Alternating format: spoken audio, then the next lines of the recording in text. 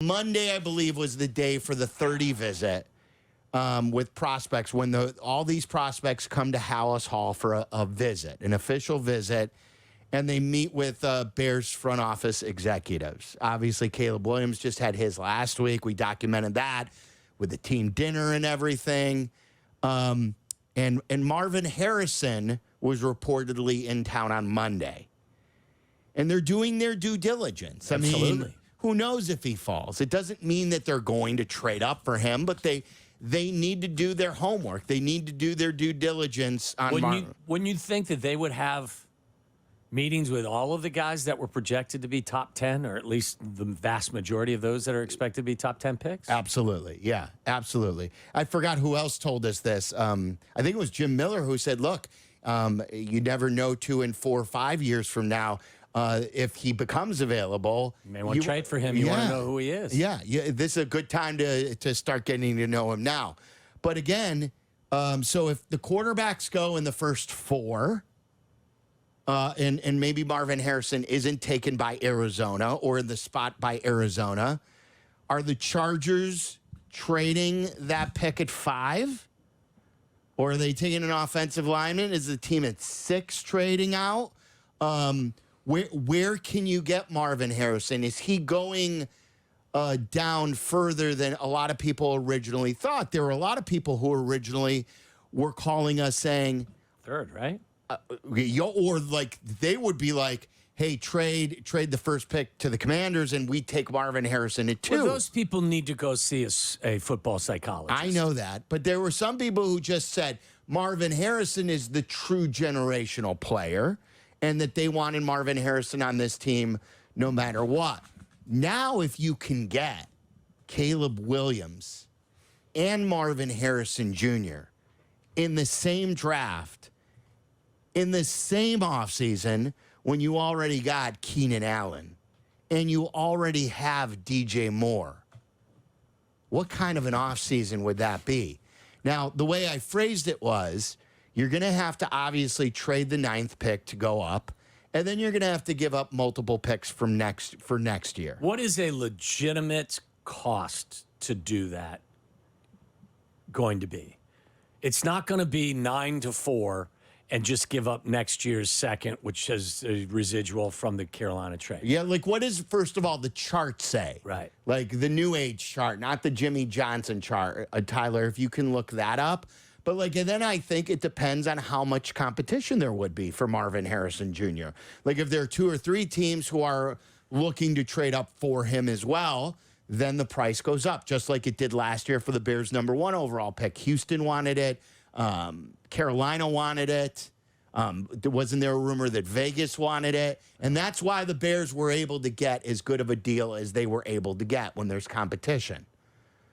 So if there's not, and maybe the Bears don't have to give up as much, but I'm of the belief you still have to give up multiple picks, whether it's the Carolina top of the 2nd round pick next year, wherever they finish, top half of the 2nd round, and then your first round pick as well.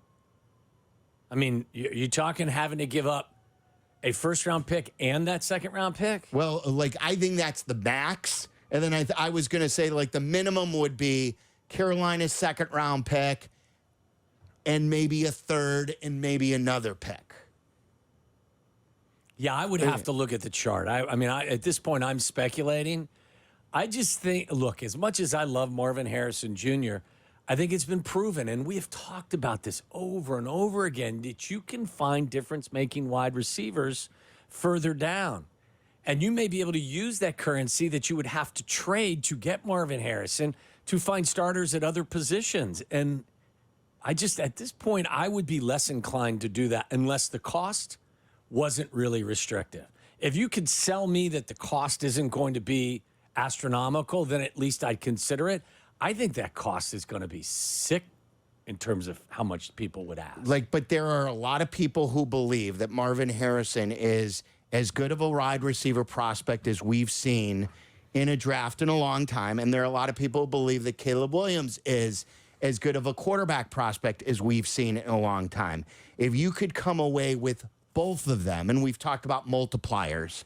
So if you can know that Marvin Harrison and Caleb Williams are going to make each other better, and you already have decent wide receivers, like this is where I'm conflicted. I don't love giving up other draft picks in future years, but you're building yourself a hell of a team.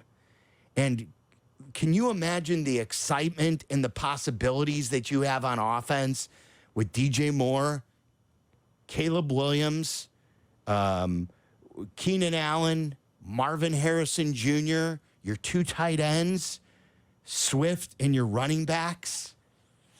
What if I could also sell you on the possibility of Caleb Williams and Keenan Allen and DJ Moore and Rome Odunze? Yes, I know. And then a couple of other starters at other key positions that I can acquire with picks that I still have. No, Rome Odunze is very, very good. Doesn't Marvin Harrison Jr. take even more risk out of it? Oh, yeah, I would think so. Yeah, I would think Marvin Harrison Jr. is a better player, but like again, that's where I'm like conflicted. Like you are now all of a sudden just taking less risk away from everyone. You're making Caleb Williams' job easier. You're taking how risk. much is that risk worth? Because then you have to evaluate how much more risk is there in drafting Rome Odunze than there is Marvin Harrison, and what is the value of buying yourself out of that amount of risk? So here's what the draft chart says. This is the Jimmy Johnson one, and then I also have a newer one as well. But the newer one, I don't know. This seems kind of off. But the Jimmy Johnson one, so the Bears at 9 has a value of $1,350. The Chargers at 5 has a value of $1,700. So a difference of 350 points.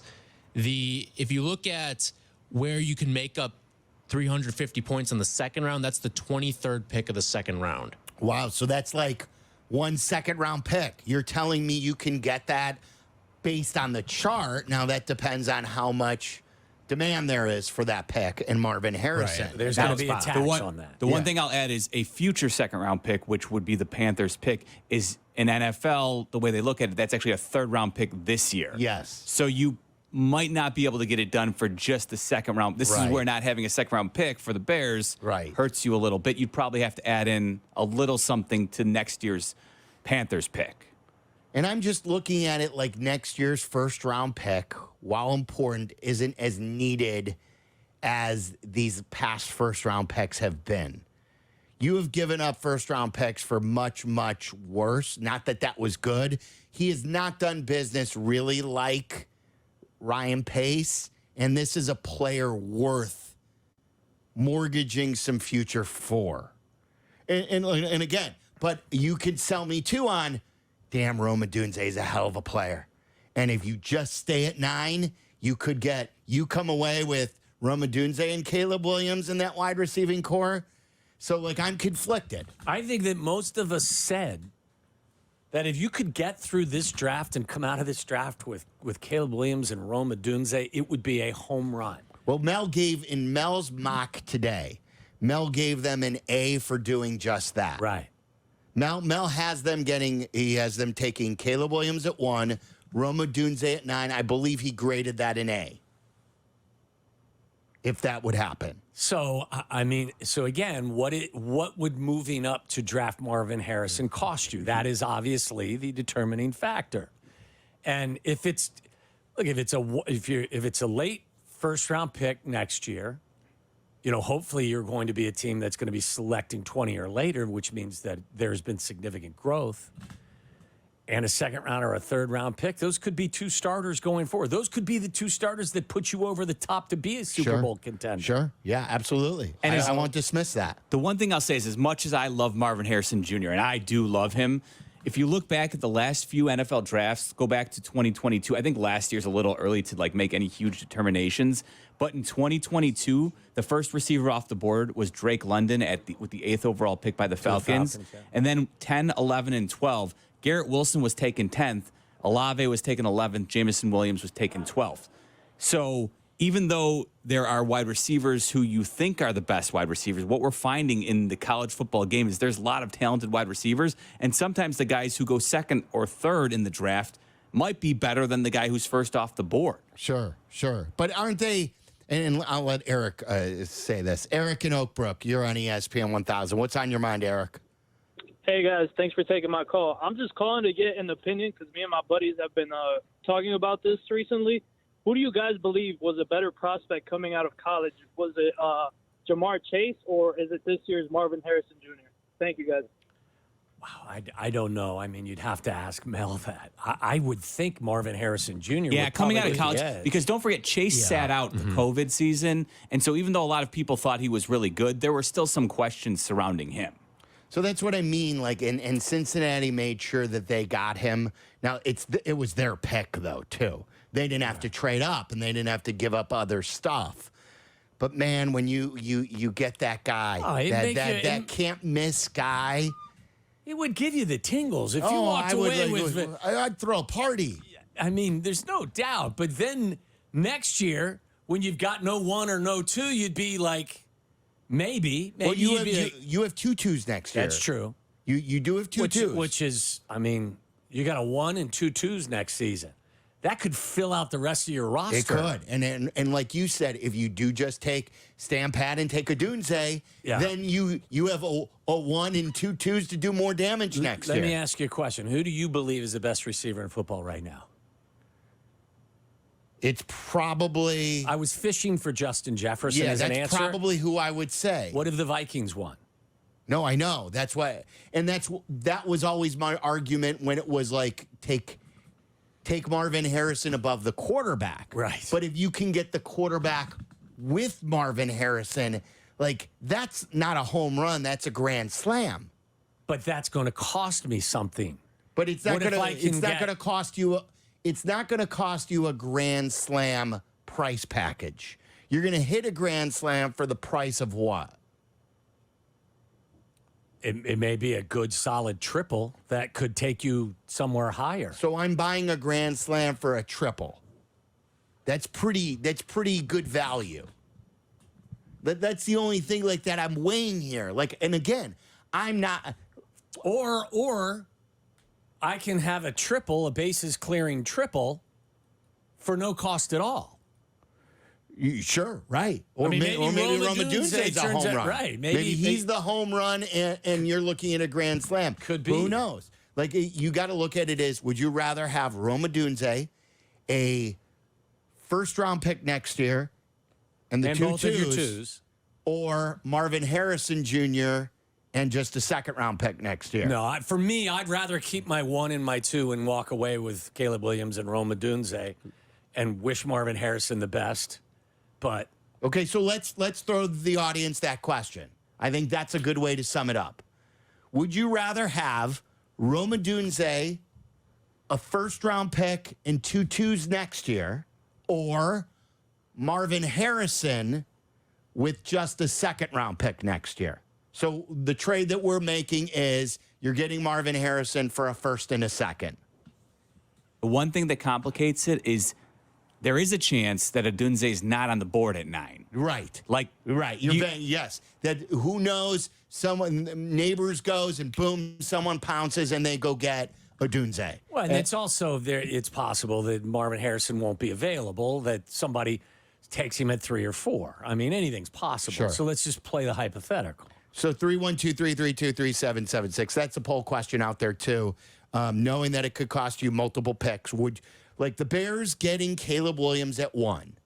Now, do you want to go for it all with the basically a can't miss prospect in Marvin Harrison Jr., or are you just more willing to take a guy at 9 like Odunze, or even think about trading back and even getting more picks?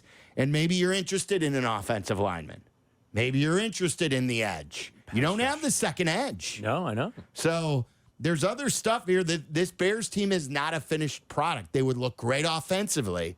But what tickles your fancy here, Bears fans?